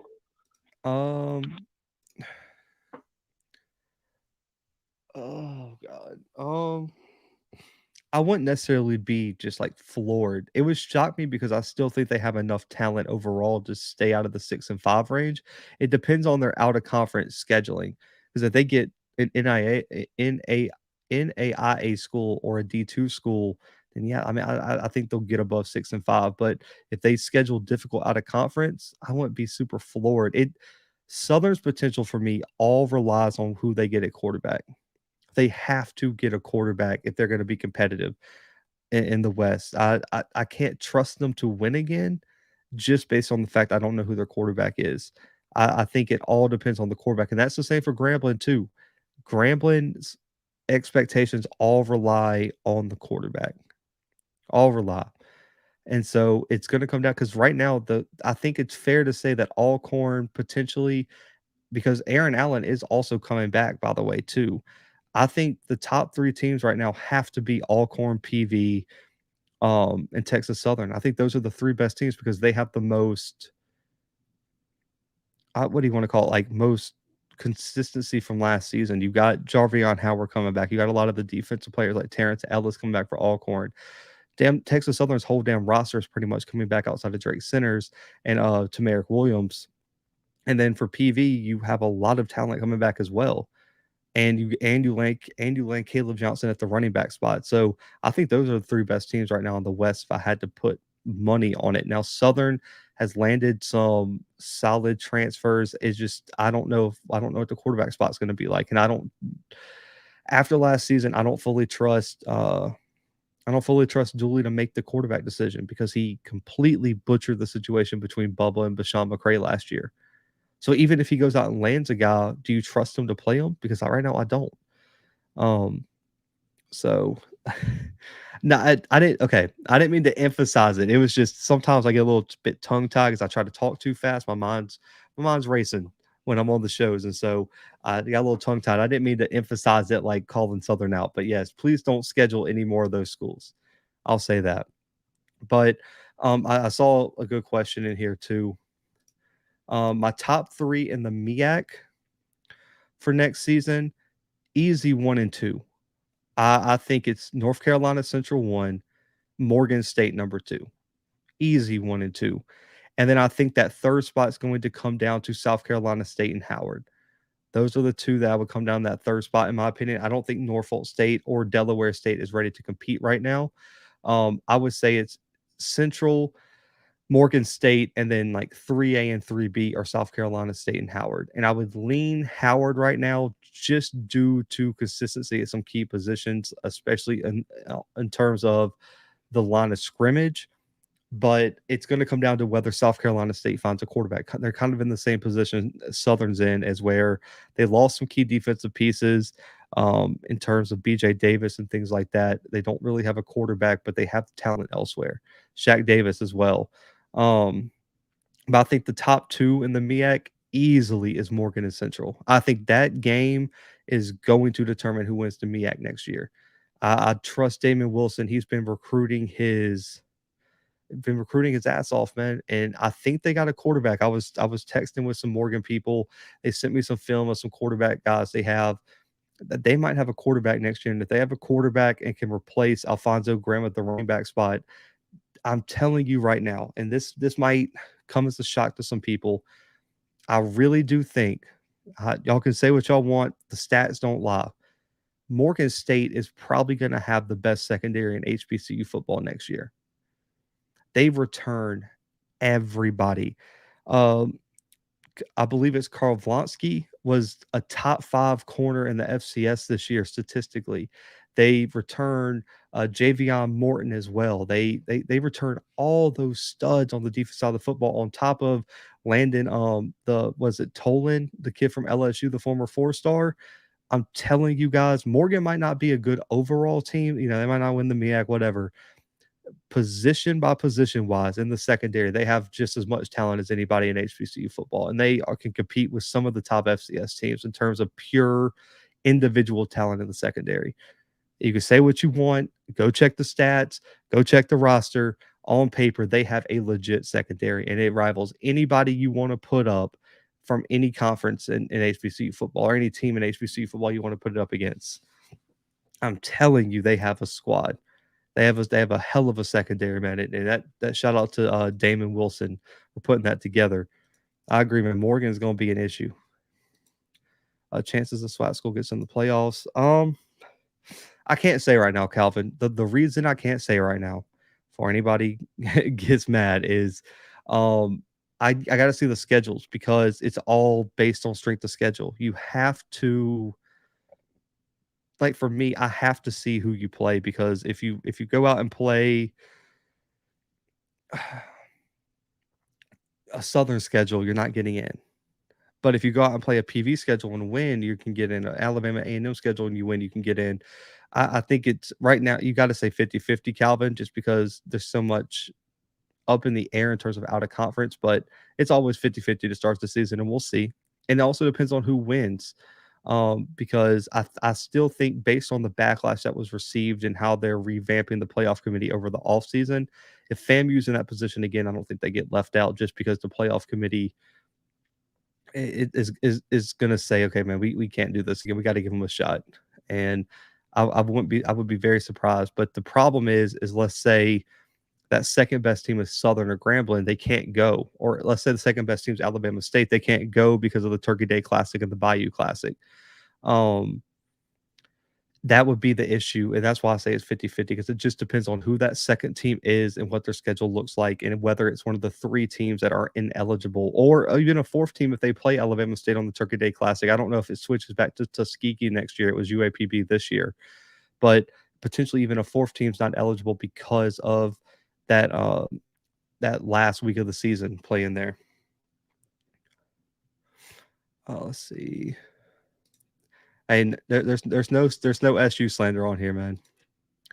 See more anything about Ray Lewis being in Daytona yesterday. This could be interesting. I can I can neither confirm nor deny HBCU band talk. I'll just say that. Players to watch in the All-Star Bowls. I'll make it for next live stream. Next week I'll be doing the same type of live show. That'll be one of the topics. P is that I'll get a whole bunch of list of players to watch in the different All-Star Bowls.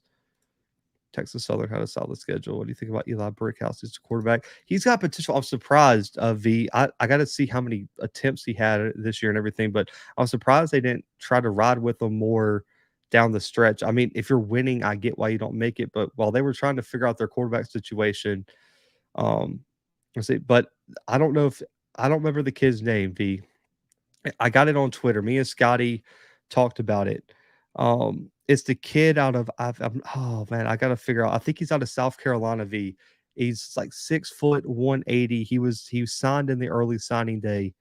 That kid is going to be an issue, like disgustingly an issue. The first highlight, he takes a direct snap at quarterback, runs like straight to the edge of the defense and outruns everyone down the field. It was like a 90-something yard touchdown, and nobody touched him. And he's got a beautiful deep ball. I'll have to go back and look at the live show we did on early signing day to get his name, but I think that kid can make a run at the starting quarterback spot with the uncertainty around who's going to start next year. I got to find the kid's name though. I'll DM you though. I'll shoot you his tape on Twitter or something. How do you feel about South Carolina State 7 non-conference schedule? I haven't seen. Let's see. I haven't seen their schedule. Let me pull it up. Let's see. They don't have it on their website. Let's see, 2023.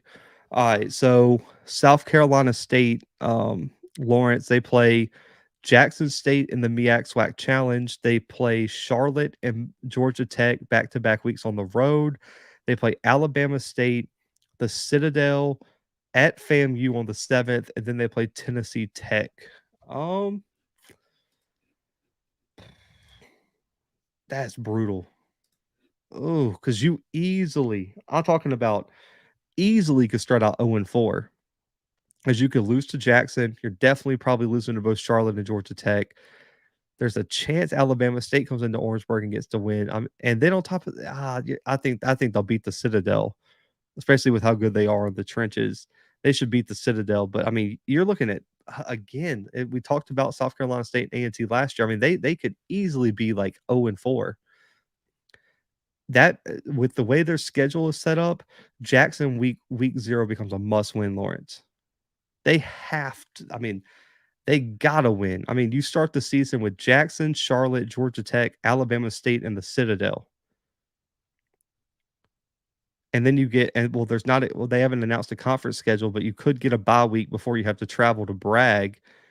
Man, if they don't get a bye week and they have like Central on the 30th of September, you could start the season Jackson, Charlotte, Georgia Tech, Alabama State, the Citadel, a tough conference game at Florida A&M, and then have to face Tennessee Tech the week after. That is, God, dog. Yeah, that's brutal, Lawrence. I'm talking about that is horrible. Like that it is a must win against Jackson week 0 and a definitely must win week 4 against Alabama State. That is good Lord. South Carolina State played no games with that schedule. Morgan State coach was at Bowie for 13 years, and Morgan will be good for years. I agree. I got to see all the schedules together, Reese. I can't predict that right now. After Prom Lawrence, I don't think that's a guarantee. I hate to say this. I don't know how people feel about this. I think it's more likely that FAMU or North Carolina Central gets preseason ranked over Jackson. Because, the preseason rankings are kind of based off of last year, but a lot of people try to base it off of what's coming back. Like Incarnate Word tanked after Cameron Ward left. They've rebounded and played well. But I really do think that Central and FAM are the most likely teams to be preseason ranked in the FCS polls compared to Jackson. Those are the top three, but I got a feeling FAM and North Carolina Central probably have the best shots to be preseason ranked. Man, I can't speak for anybody, Sonic. I don't know. I mean, there'll probably be a lot of people pulling double duty, kind of like the pregame show, but I don't know if anyone would dip out. Alcorn plays McNeese and Stephen F. Austin, 2 winnable games. I'm going to do a full early signing day recap, Larry. That's probably going to be on the next episode of the next live show. I'm going to try to come out with the rankings for all the early signing day classes. But I thought FAMU did a hell of a job, and the kid from the running back from Nebraska is a dog, and as long as they commit to running the football with him, he can be a game changer, Larry. That's the number one person I'm excited to see play. And then the kid from Southeastern Louisiana on the D line is a much needed addition. Brings experience, brings some size, and with some of the losses that FAMU has had over these past 2 seasons, that's big. I really wish they would have landed Raymond Cutts. If you guys remember, he was the kid from Garden City who was committed to FAMU, didn't academically qualify, went back to Garden City, had another All-American year, ended up going to Troy instead of coming back to FAMU. And I think that was a huge loss in terms of edge rushers for FAM. Texas Southern plays Rice and Toledo. Rice is a winnable game. I'll say that. Rice is definitely a winnable game. He said they could start 0-8. Eli was injured. That's why he didn't play. Okay. Yeah. South Carolina State. South Carolina State taking out all the A&T quarterbacks. Yeah, I don't know. There were some outrageous comments. I'll say this. There were some people saying, like, no offense to anyone coming in, but I love Phillip Short's game. I do think Phillip Short is better than I like Phillip Short's game. I think Hatton is really good, but there were a lot of people commenting that they were both better than Shador already. Like let's pump the brakes a little bit. Let's definitely tap the brakes on that. Okay, like they're good, but we're not going to say that they're better than the offensive player of the year from the SWAC already before they've taken a snap. I don't necessarily agree with that. Jackson's quarterback situation is going to be extremely, extremely interesting though, and I think I trust TC to make the right decision. And also, once they announce the offensive coordinator, that's going to be a huge telltale sign of, I think, who's going to win that quarterback battle. Is based on who we think Maurice Harris is going to pick. Let's see, FAMU won't be high after the OVC. He said we no longer recognize the pregame show. Valley plays NCCU, so that's a loss right there. That's why SCSU has more players in the NFL from HBCUs. That's fair. If TC can get the O-line QB1 right, they'll repeat again. I agree. I like I said, I think the East is going to come down to FAMU and Jackson again. Alabama State will kind of be that third place team that's pretty good, depending on what happens. If D. Davis comes out and reaches his potential, that could be interesting. I think the West is the one that is most up in the air. I mean, the West is going to be pure chaos because I think Bethune's still a little while away from competing. Valley's not competing this year. Alabama A&M didn't sign anybody in early signing day, it seemed like. So I think it's going to come down to Jackson and FAM again. That OBC is going to be huge again. That is a concern, though, is the O-line, because I think they have, 3 returning starters for Jackson State. You've got to replace Tyler Brown, which is tough. It's a first-team all-conference guy. I didn't love the film of the one offensive lineman that Jackson brought in the early signing period, but there's still time to land some other transfers there. And you have the kid, Maximus Gibbs from USC, that could step in on the interior, and that will be the question. Yeah, Cutts was a huge loss. PV could beat Houston Christian and Abilene. I'll say that. Yeah, I saw the offer, man. I'm hoping he makes a decision to stay at the FCS level. I really like the kid's game, but I understand if you have to go FBS. I get it. Appreciate you tuning in, Travis, man. What's up? What's good, man? He says, shake my bro, Aaron. You can check the comments of my Philip Short video. There were a few people saying that he was better than Shador already. I'm telling you, the offensive line is always a priority for me. If you don't have an offensive line, I don't want to hear it. What could there be announcements for the next? Dale, I talked earlier. I think it's coming after the new year. I would expect the week after, or really next week after this holiday weekend. I would expect A&T to make a move. If not, it got to happen in the next 2 weeks. There's no way they let this drag on past the next 2 weeks. If you do, you're going to be in some hot water, to say, in my opinion, with a lot of social media, with a lot of alumni. JSU needs to sign 3-0 line, 3-4 D line in the late signing period. I agree with you on that. What do you think about the Stephen F. Austin Alcorn rematch? I think Alcorn has a great shot to win. I know it's on the road. Stephen F. Austin has an all right environment, not a huge, I don't think the attendance number is going to be very high personally, but they do have a solid student section and all that. But I think that's a winnable game for all. It was a winnable game this year for Alcorn State, and they choked. And Stephen F. Austin is losing Trey Self, losing Xavier Gibson. They're losing BJ Thompson. They're losing a lot of key contributors while Alcorn's returning a lot of talent.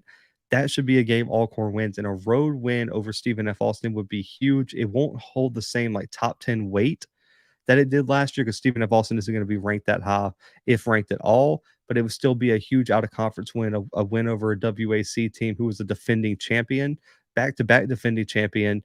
That would be huge for Alcorn State. That's just outrageous. Let's be honest. I don't want to really get off I want to get off track here with this, with the show winded down, but I hate to say this. Sanders isn't even a top 5 Pac-12 quarterback right now. Let's just keep it a buck. He's not better than Caleb Williams. He's not better right now than Michael Penix. He's definitely not better than Cameron Ward. He's not better. He was not better than Bo Nix this year at the P5 level. He might be 5th, maybe. Jaden Delores still there. Cam Rising, I believe, is still coming back for another year. Come on, bro. He is not a legit. Stop it. The reigning Heisman Trophy winner is in your division. Come on, man. That's outrageous. They did it for clicks. Let's just keep it a bug. They did it for clicks. I get it, but no one who really understands or watches football does not thinks he's a Heisman contender. It was the same thing I said this season. He was not a Heisman contender at any point of this year, regardless of the Heisman House or any of that BS. He come on, man. No, he went even in the top 5 for the Walter Payton at the FCS level. That's all you need to know. He's going up against the reigning Heisman Trophy winner. Man, Penix threw for 4,500 yards, which led the country this year. Penix led the entire nation in passing yards this year. Yes, Penix. I am absolutely sure Michael Penix is a better quarterback right this second. Oh, he said, "I believe you bought that raining and weather down with you to Alcorn." Man, I was so upset, Mr. Kincaid. I was so ready to see that game. Man, that game, that was no offense. That was the worst experience I had all year. I was so upset. That game didn't end until 2:00 in the morning. I was driving through the backwoods of Mississippi from Lorman back to Mobile at 4:00 in the morning. That was a brutal trip. I was nauseated at that trip. I'm just kidding. What was the final top 10? I didn't show it on here. I'll try to find it for you, man. It's on my Twitter somewhere, but let's see.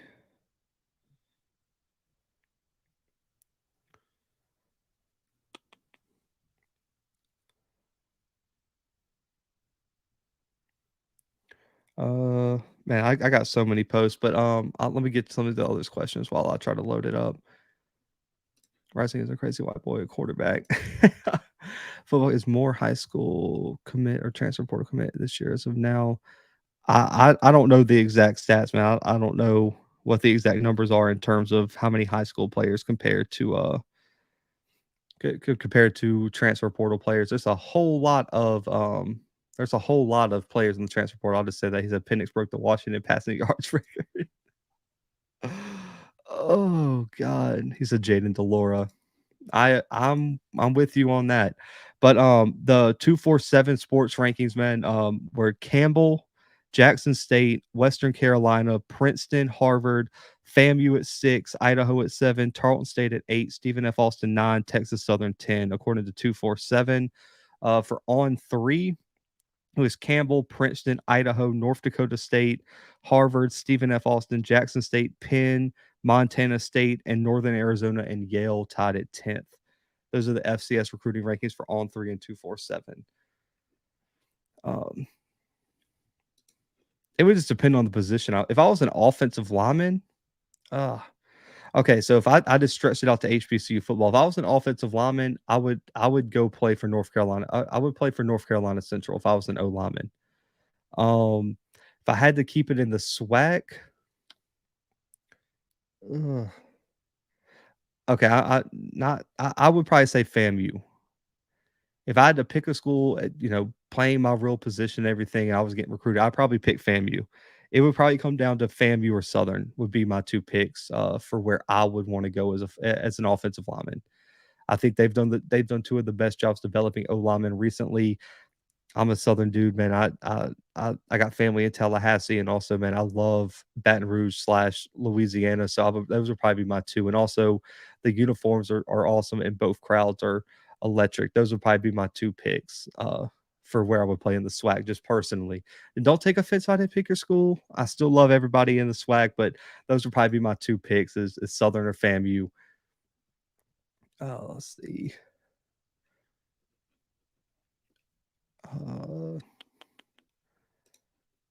Favorite HBCU game I attended.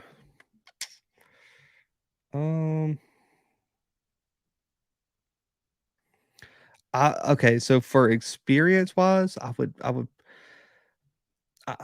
would say the Soul Bowl if I had to pick one, just in terms of, I think the top 3 would be the Soul Bowl, Alabama State, and then Jackson for the SWAC championship. Those would probably be my top 3 HBCU games I attended this year.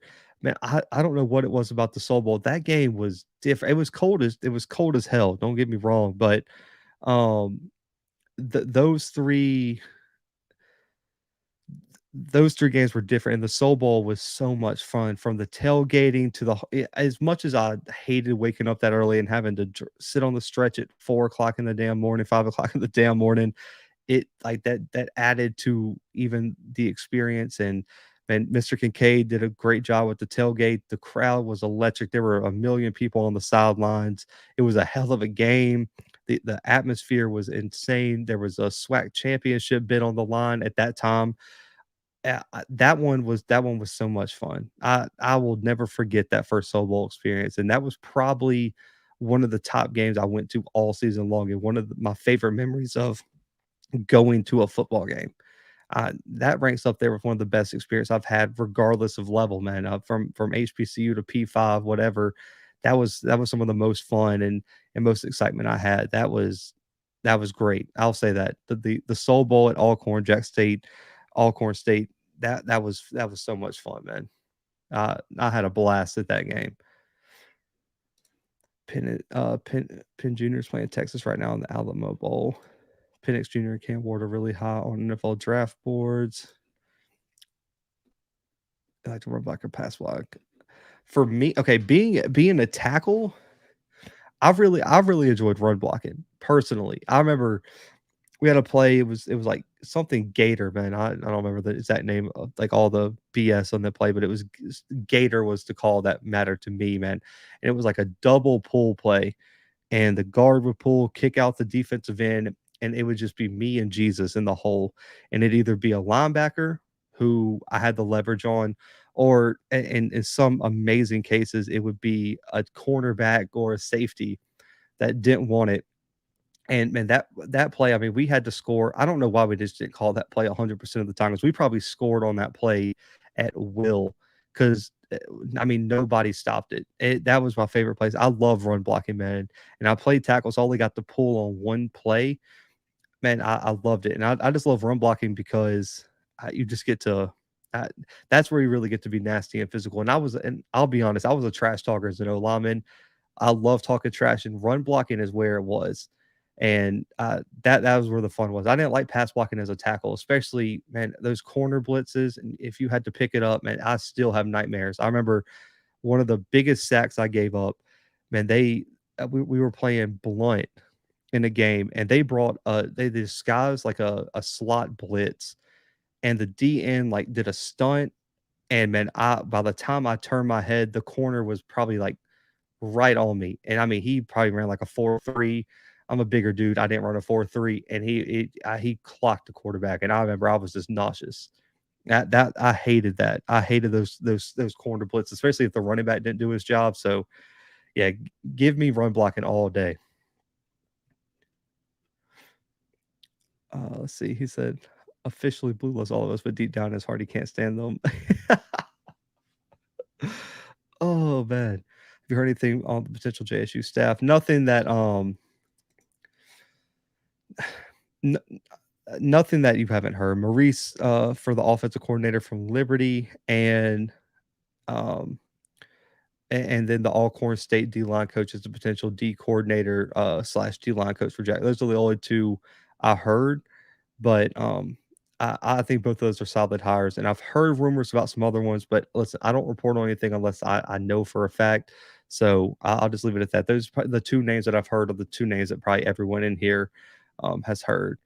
I will be at the Senior Bowl down in Mobile. I live in Mobile. I'll be at the Senior Bowl. I'm really going to try to do a good job of highlighting the FCS players. So if you're looking for FCS content from the Senior Bowl, tune in here because I'm really going to try to give them the media attention they deserve. It was hella cold, Mr. On the field, I thought I bundled up enough. I was freezing to death in that game. For sure. I'll definitely be back at Alcorn. Man, I went to a MEAC game, Russell. It was the Central Campbell game, but I didn't make it to a MEAC game. I do plan on going to so I've already picked out some. So I've already kind of started getting my schedule together for next year, picking out some potential games that have been announced. I do plan on being I do plan on being at a MEAC game. I haven't picked it out yet, but right now I'm looking at the Florida Classic on the 25th next year. I'm looking at Sanford, UT Martin. I'm looking at the Dakota Markers, South Dakota State, North Dakota State. I'm looking at Incarnate Word, Southeastern Louisiana, Central versus Campbell at Central, Weber State, Montana State. And then I'm also looking at Campbell, William and Mary, South Dakota State, Montana State. Then, of course, Tennessee State really got me with an opportunity to go cover that Notre Dame game on the sidelines. And I really can't pass up an opportunity to go experience Notre Dame on the field. So I'm probably going to do that one week 1. That's a fact. Listen, if you're looking for a tailgate, definitely hit up Mr. Kincaid. They have the best tailgate that I've seen at any location. Reese, I play for Baker High School 7A team down in Mobile, man. We're in the same like region, I think, as like Theodore. It changed since I've graduated, but we played Bryant, Theodore, Murphy. At that time, I think my sophomore years when we moved to 7A, if I'm not mistaken, because we used to play Blunt a lot, McGill, a lot of those teams down in Mobile area. We also played Daphne one time when they had TJ Yeldon. That was interesting. But yeah, one-man army now. When we named the show, I had my guy B-Dub Brandon with me. It's just me. There'll be a lot of changes. Listen, the website's changing. Just to give y'all, I really wanted to change things up in 2023. So to open up doors that I need to kind of bring y'all the next level of content, this will be the Blue Bloods College Football Podcast, but the website and the Blue Bloods are shifting to a media organization. So the website will be the Blue Bloods CFB.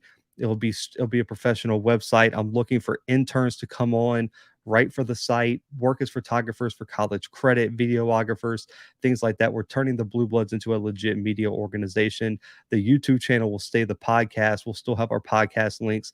That will just be a sub category of what the Blue Bloods overall as a network is, and I'm looking to expand into some other areas as well regarding FCS football, but to unlock some opportunities for the platform to grow, I had to kind of shift into a more legit media organization. So that will be happening and in early in the new year as well.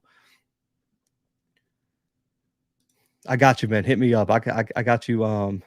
I got you some spots in Mobile to stay for the Senior Bowl. I mean, I had to go to the Florida Classic. Had to.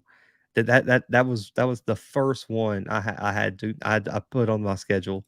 Go watch Howard kick the stuffing out of Morgan again. Now, that's what I want to do. I promise my I promise some of my Morgan people that I would come up to Baltimore for a game. So I might have to come up to that Howard Morgan game. I got to get a Morgan State game in. I got to go support my guy Damon Wilson and Antoine Sewell. So Morgan will probably be on the schedule too. It's tough to balance, Wayne, going to some like FCS games rather than sticking to all HBCU games, because some of the FCS people are like, man, you got to come to some of our games. That's why late last year I kind of was switching my schedule around, because I started out going strictly HBCU games, had to kind of throw in some other FCS teams to spread the love around. So I'm going to try to kind of make it 50-50 this next year. He said, I went to Davidson. I hated Baker. I feel that, man. I tell you, Baker being such a big school, the cliques and however many people were at that school, man, it was wild. Baker was you know this, Reese. Baker was an interesting place. I'll just put it that way. If you didn't graduate from Baker or live in Mobile, you don't understand how wild Baker High School was.